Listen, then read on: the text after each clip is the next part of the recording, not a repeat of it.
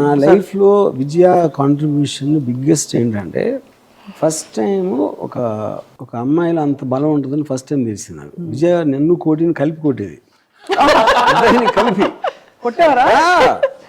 Physical గా బలం, physical గా అంటే అప్పుడు మా నాన్నమ్మ మా మదర్తో కంప్లైంట్ చేసేది, వీళ్ళు కొట్టేస్తుంది కాపాడు వాళ్ళు వాళ్ళని అని.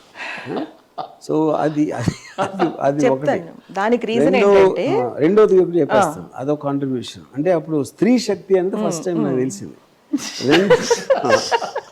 రెండోది ఏంటంటే కాలనీలో ఉన్న అమ్మాయిలందరూ విజయ అమ్మాయి కాబట్టి విజయ ఫ్రెండ్స్, నాట్ ఓన్లీ రత్న, వాళ్ళందరూ వచ్చేవారు. అప్పుడు నాకు అవకాశం దొరికింది వాళ్ళందరినీ చూడటానికి. సో ఇది ఆబ్వియస్లీ ఈ రెండు కాంట్రిబ్యూషన్స్. అప్పుడు రెండు అయ్యాయి సార్, శ్రీ శక్తి రెండు తెలిసాయి.